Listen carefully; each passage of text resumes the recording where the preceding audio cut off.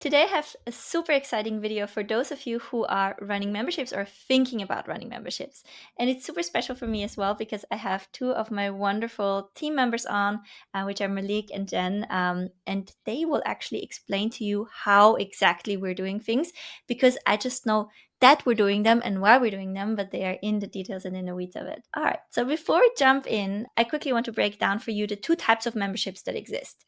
There's an always open membership and there's a closed membership. Always open means people can join at any point in time. Closed membership means people can only join during opening periods, typically during or a promotional period. And so there's pros and cons to both of them. And over the last 5 years in which I've been running my memberships, I've tested both setups. The first huge success was when I actually switched from an open to a closed membership model and I paired it with a front end offer and a secret backdoor. That was my breakthrough. And when I had the setup, basically grew within 3 months from 100 to 1,000 members. I was then very convinced about the closed model for a main membership, right? So if it's a price higher than $10 for a membership, I was convinced we should be running a closed model. That belief got challenged when I came on School, which is a membership platform that does not have a closing functionality built in. And so I decided that I want to give the open membership model another shot. And we did that for close to 9 months before I was just looking at all my marketing, how I had burned my email list, the amount I was spending on ads. And I was like, okay, have to go back to a closed model. And so now we have basically hijacked the school system to run a closed model. And how it works is that we are putting the community pricing to free and then the community itself to paid. In here under pricing, we have set the price to free. And then on the about page, we can toggle on School from free to paid, and now it's paid. And what that does is people see requests to join this community when they're landing here, and then they are ending up on a waitlist for us. And from this waitlist, we basically can now message members. And the rest I'm going to hand now off to Malik, who's going to explain to you how we are moving and converting from there. Awesome. All right. So I'm going to walk you guys through the school DM process that we are currently running right now. I'm going to give you guys a 30,000 foot overview. And Jen, who is absolutely incredible, is going to walk you through the nuances of how all of this is happening on the back end. So there's 5 phases to the school DM process. Phase number 1 is when somebody joins a waitlist. Phase number 2 is when we open up the community from being closed to open. Then we go into phase 3, which is sending them a welcome video, which is a Loom, which actually onboards them into the community. Phase 4, which is cancellations. When somebody wants to cancel the community, we're able to go in and communicate and save that. And then phase 5 is when people's payment decline. So let's jump into phase 1, which is waitlist join. So this is when people are joining the waitlist. They're hanging out in the waitlist before we open doors. It starts off with sending an opening message where we send a message, we welcome them in, we understand what's going on. If they reply, we then want to better understand what their challenges are so we can serve them. The goal of the communication inside of the waitlist is about understanding people's needs and helping them once they are inside of the community. Then from that point, we better understand of have they watched a workshop, which Evelyn right now runs a workshop model. If they've consumed a workshop, then we send them a YouTube video. If they have not consumed the workshop, then we actually send them the replay of the workshop so they can better get nurtured and understand our process. So when they come into the community, they're more bought into what we are doing. If they don't reply, then we don't really do much, but usually we don't send an invite to those people who do not reply because we want to make sure that the community is strong knit of people that are bought into our system. That was phase number 1. Now going into phase number 2, which is community open. So this is really simple. On the day of opening, which is usually when we do a workshop. So when Evelyn does a workshop, we open up the community for 72 hours. On that day, we send them a decline message, letting them know that we are going to declining them, but they can join. It's not because we don't like them. It's because we just have to do this process so they can join again. And then they can we send them a decline request, but they have the link to join the community. And again, Jen is going to walk you through the exact messages that we send. So that way you have a better understanding of what this looks like.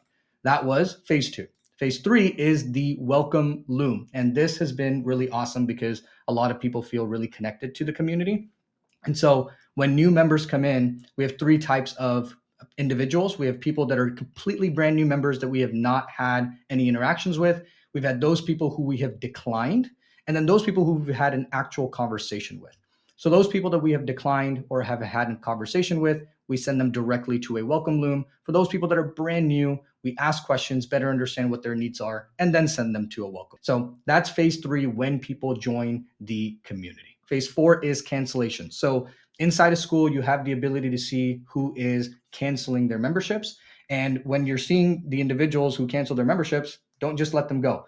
Please go inside, have a conversation with them, understand why they are canceling. This will help you improve your retention, and it will help you provide better service and create better products inside of your community so you can serve them. Then that is phase 4. Then we go into phase 5, which is declines. This is just people's payments that have declined. And sometimes they don't know. And if we don't fix it, then they will get kicked out of the community and they'll lose their special pricing if you have any. So it's very good to just remind them that, hey, your payment has declined. If you can change that, that would be awesome. And people are very receptive and thankful that you have reminded them.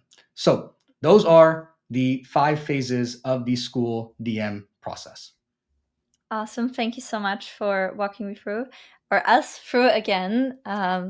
What I really love about this is basically we've built the customer support also around the critical points of the customer journey, right? So when they're first like really excited about the community, but before they can join it, and also when things happen. So we really also see this reflected in our churn since we have this model, and we also see it. And this is, of course, like not quantitative, but more qualitative. I feel that the vibe is better in the community.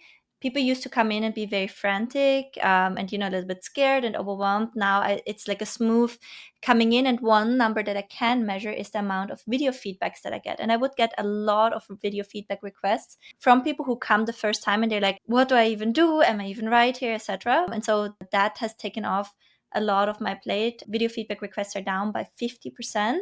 And it's exactly those messages where it's basically me repeating the onboarding and what they're finding in the community. And I also love that they have an additional touch point now, not only with me, but also with you guys. Also because sometimes it feels like there's topics that are not safe to bring to the community leader, right? So I feel like for them it's a little bit easier to bring certain questions to you first, and you guys can escalate it to me. Jen, is my impression there right? Yeah, absolutely. All right, Jen, can you help us understand what do you exactly do? Yes. Okay. So the thing that is so great about this process is that we're meeting our members with care when they're joining, while they're with us, and even as they're leaving. So it really is a relationship centered onboarding strategy. So the waitlist is the start of our relationship, and we treat every message and every one of those touch points as an opportunity to build trust, connection, and community with our members. So our waitlist is not a passive space. It's a space for that connection to happen. And we're holding that space with real intention. And we find that when we engage while they we're helping them feel seen and supported before they even step inside the membership. So what we do when they join the waitlist, we welcome them personally by name. We ask how they found us and what they're navigating, what challenges they're facing, what specific skills they're looking to gain from the membership. And then we offer a thoughtful resource with no strings attached. As Malik mentioned, it will either send them to Evelyn's most recent workshop replay or a YouTube video that is strategically aligned with the things that they are here for. So we are giving with generosity and refilling that reciprocity bucket that Evelyn talks about. And we want to keep that conversation going really naturally so that this is about people and not pipelines. We never want someone to feel like they're being funneled inside the waitlist. It really is a relationship building process. Because Evelyn's brand is rooted in growth, alignment, and heart-centered connection, we want every one of those interactions from our first DM to our onboarding video to mirror that energy and help them feel like we're building a community and not a customer base. So once we get to the day that we open, it really is a process of explaining how the decline process works. That join process can be a little bit clunky, but we turn that into a chance to support them and help them remember who it is that they can reach out to, even once they're inside the community, for those kinds of questions. So we guide them step by step through, and we become that human bridge. So the friction becomes a touch point for deeper trust inside the community.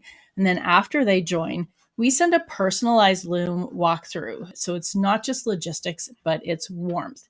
And we do use an AI replacement Variable or variable. Thank you. there you go. We use an AI variable inside of Loom to replace the name, but actually spend time researching. If it's not an obvious name pronunciation for that AI, I spend time researching how that person's name is pronounced and tweaking it until it sounds correct with the AI. This is something that is close to my heart. Like, really feel that pronouncing a person's name properly helps them feel seen. So we want that part of the process to feel like we actually did do the work here with the Loom video. And it walks them through all of the resources in the classroom, shows them our recommended path and the different goals that they can achieve and skills they can gain with the different courses in the classroom. We walk them through what the bonuses are for our annual members. There are certain courses that are unlocked for our annual members as a bonus. And we talk about how they can get those by upgrading within 10 days so that they're not missing out on those opportunities. And then, as Malik said, if we have people who are canceling, we reach out personally to ask, hey, saw that you canceled. Is there anything that we could have done to help make this more smooth for you? Wondering, out of curiosity, what's causing you to leave at this time? And then if it is something that they felt was missing, because we reach out immediately, we have that time usually before their billing period ends to say, okay, well, before things expire for you, here's a resource that can kind of help you make some progress in that area that you were looking for help with, so that even if they do end up leaving, they're leaving on a high point, a high note, and they know that they're always welcome back to the community if and when they're ready to continue the process with us. So even those cancellations are a moment for us to connect with them. We want to reach out with gratitude, wish them well, and offer them that final moment of kindness. So it leaves the door open for them to return. And most importantly, it honors that relationship. I love that so much. Thank you so much for sharing, Jen. There's one thing, like, people watching this, they might be wondering, like, where does the selling come in now when you're doing the DM? Like, when do you, right? Because when I learned about DMs in the coaching world, I understood that it should be like a selling process. So do we sell them? We do not. We welcome them into the community. They've already voted to be on the wait list. And we're just opening the connection. There is no pressure in the DMs. We let them know when the doors are going to be open. We have, for example, tomorrow at the time of recording, we have a workshop happening and the doors will be opening. So I'm kind of today starting to let people know, hey, there's this workshop happening. It's live with Evelyn on YouTube. Here's where you can sign up to be notified when it starts. We'll be opening the doors. So they're aware of that happening. There's never any pressure in the DMs. There's no hard pitching, nothing to like push to overcome objections or press on pain points in the DMs at all. This is all a relationship oriented process. Beautiful. I love it so much. And this was something that was really important to me, that we are not talking about any guaranteed results or anything. So I would love to also maybe dive into, Maliki showed this, we're asking them where the current challenges are. So I would love, maybe Jen, how can we ask people where their current challenges are in a way that is not selling or pressuring their pain points or something? Yeah, so I think a lot of that is what we do on the back end of that. So I will ask in those initial messages, hey, just out of curiosity, what are some of so that I can send some resources that are relevant to you. What are some of the current challenges you're facing in your business? Or was there a specific skill that you came here looking to gain?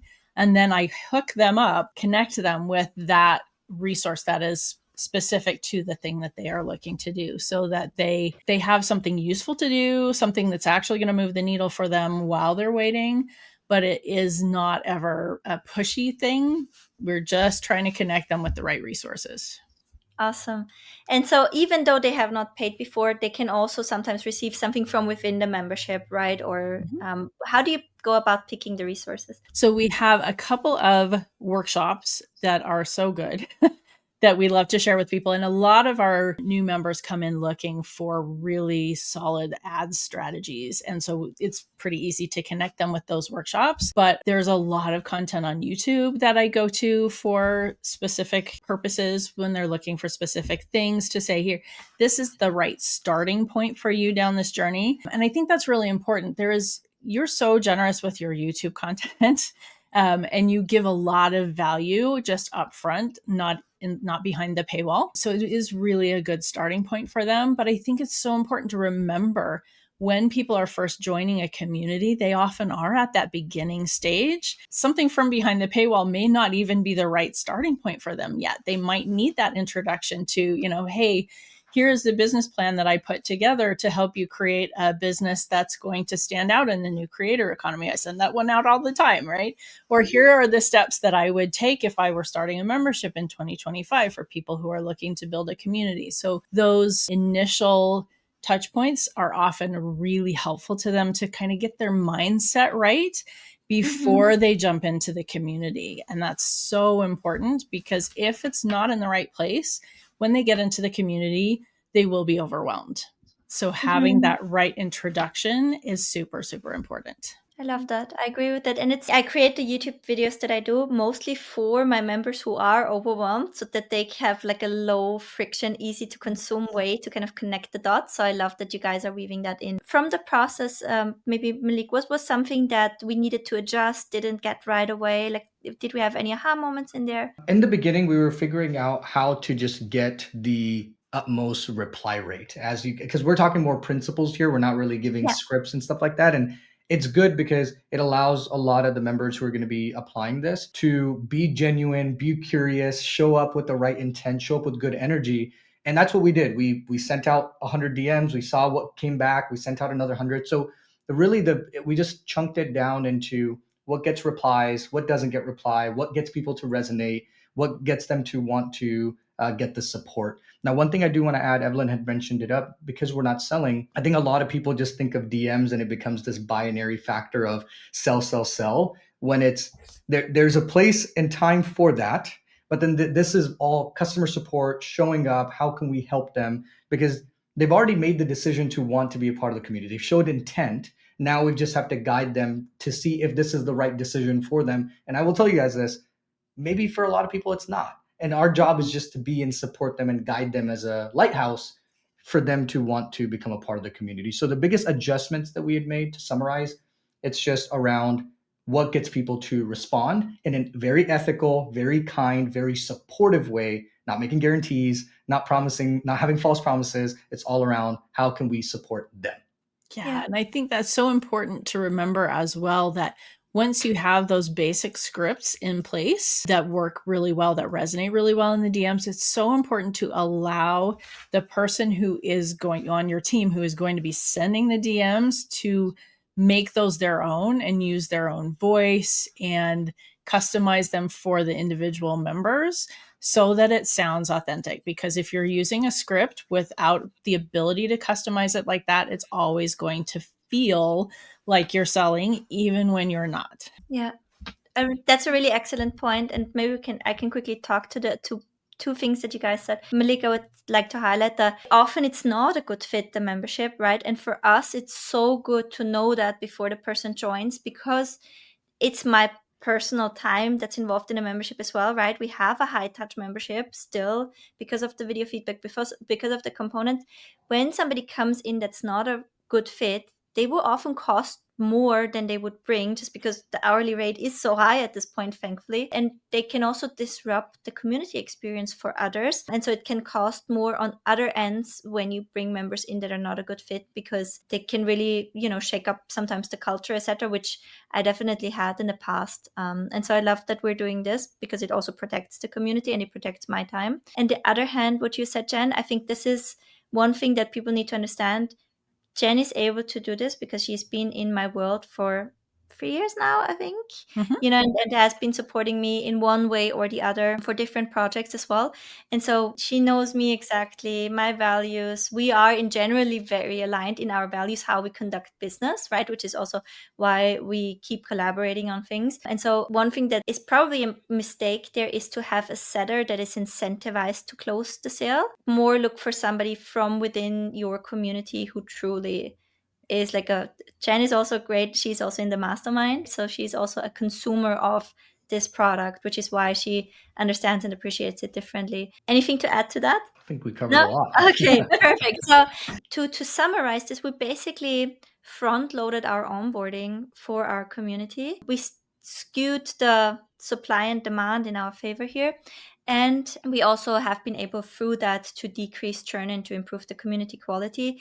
One last thing that I want to ask you, Jen, is you are our queen of annual sales. So any tips for how to use this waitlist and DM process to incentivize annual upgrades like you do? Okay. Well, so in your community, the annual, just by itself, the annual price is a no brainer. So it's just really pointing out to people what's already there, because often we just think, okay, this monthly price versus this annual price, the monthly price seems cheaper. Like at surface value, that's the number that we're seeing, a 2-digit number versus a 3-digit number, for example. But then, so there's just pointing out you're saving 50% here, right? But then also, I go through in that Loom video and show them the different pieces that they are getting as a bonus as an annual member. And a couple of those are things that are very dear to my own heart that I have used successfully in multiple launches that have really saved me a ton of time, saved my sanity, and made it a much better experience for my own members. So I'm able to speak to that because I use this product. I'm able to speak to it in, I don't want to say I gush, but I gush about like the live launch event dashboard, for example. I'm able to speak to that because I use those products and because I know the value to me personally, but to also other members that I've talked to and all of that. So it really is just showing them the value in that Loom walkthrough video. Beautiful. Thank you so much. There's also a couple things like shining through when you're trying to have help with that, like have somebody, a consumer, a member there that understands the product. And also one thing I think is so important that I realized, and I think Alex Ramosi also talked to that, your team needs to have conviction that it works. You will have a hard time, especially somebody who's not incentivized by a commission to say the most outrageous things. You need to have somebody who believes that you are able to help people, so it becomes easy to help get people in because they know it's basically good for them. Last thing I'm going to add to that, like the product itself is phenomenal. Like if you build an incredible product, then the conviction by itself is there. And so like Evelyn has spent a lot of time and energy to making sure that the product is extremely valuable, and like just don't skip that part because everything else, is a byproduct of that. The product sometimes is not received because it does not have these layers of getting somebody to become a consumer, right? It's like when I bought my Mac for the first time, it was sitting on my desk for 3 months before my husband forced me to use it because I was like, this is so complicated. Everything is different, Yeah. right? And so if he would not have sat down with me and walked me through, I would not use this machine, right? And so I think Absolutely. it's a part of the product actually to help the consumer use it. Yeah. So thank you so I much would for doing that for me, and thank you so much for being on with me to record this for our audience. And we hope you use the waitlist model because it really is a game changer for your ads, for your whole marketing. You maintain much more goodwill with your audience. It's very, very doable. And if you have a small community and smaller requests, maybe also to put it in perspective, how many requests do we get for the waitlist on a weekly basis? We're usually up around 120 to 150 by the time we open. Yeah, so on a weekly basis, 120 to 150 people to start a conversation with. And this is also because we're one of the biggest communities on School. We're a star community. We're ranking on the first page. We have been in the all-time leaderboard for business in the top 20 for basically since I won the School game almost consistently. So we are a huge community. If you're in the beginning, you can do this yourself to figure it out to a point where you can then hand it off, and hopefully with that create such a good member experience that you have a member in your community who can take it over for you. All right, thank you guys. Thank you.